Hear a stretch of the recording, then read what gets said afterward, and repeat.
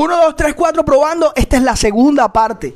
Por favor, no te lo vayas a perder, porque esto es una secuencia de unos videos interesantísimos acerca del nacimiento de Jesús. Te voy a explicar si de verdad tiene sentido hablar del nacimiento de Jesús o no. No te vayas, quédate aquí y te voy a contar de qué se trata. Escuchemos.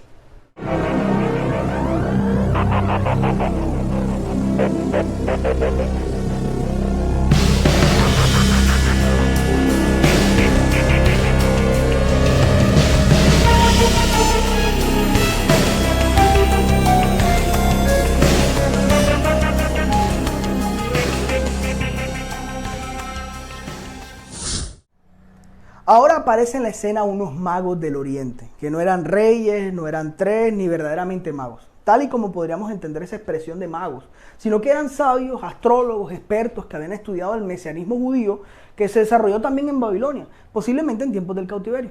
Estudiaban los fenómenos celestes y entendían los tiempos. Estos sabían que era hora de un cambio político.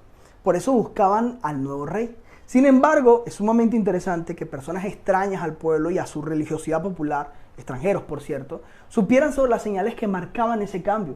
Son extranjeros quienes van a reconocer primeramente el mesianismo de Jesús.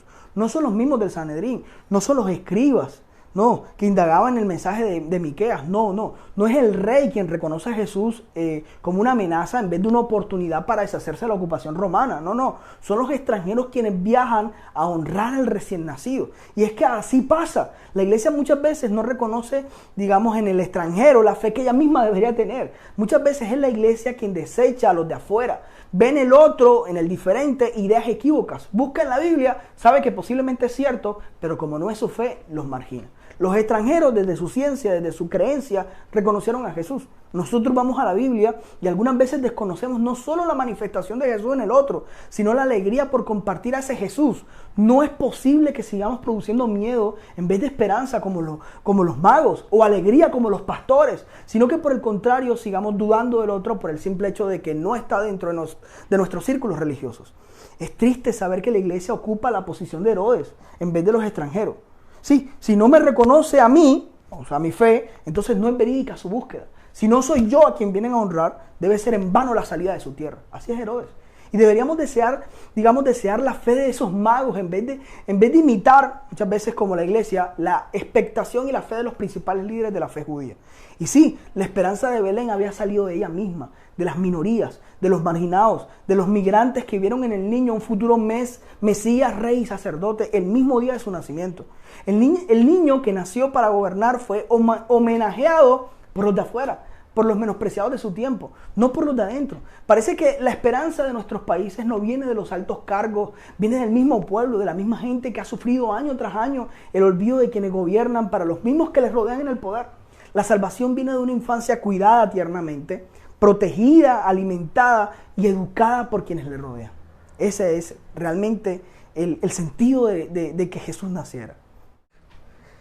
El autor calca en la historia de Mesías la historia de Jesús, la historia del pueblo de Israel, tratando de enseñarle a su comunidad judío-helenista que en Jesús se cumple la ley, los escritos y los profetas.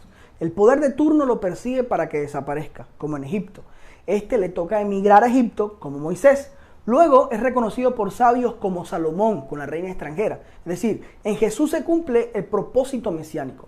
Pero sobre todo, la historia se cumple en el énfasis del buen trato con el extranjero, indicándonos que el mensaje de Jesús no tiene dueños específicos, es para todos y todas.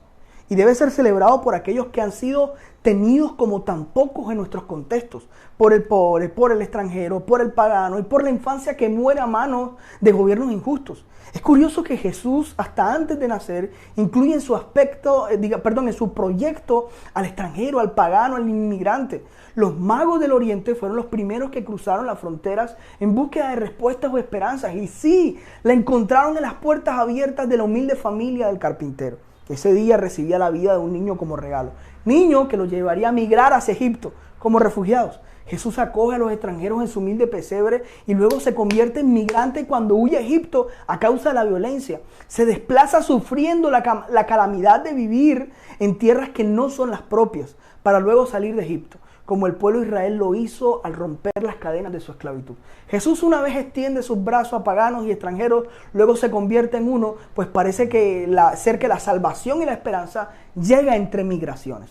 Es nuestro deseo para los que salen de sus tierras, escapando de su dura realidad, encontrar esperanza, refugio y salvación. Pero sobre todo es un llamado para la iglesia, que ante la persecución de los poderosos, ante el rechazo a migrantes de grandes gobernantes, aparezca la iglesia acogiendo en su pesebre al desplazado que migra, al niño que sufre y al extranjero repudiado en otras tierras.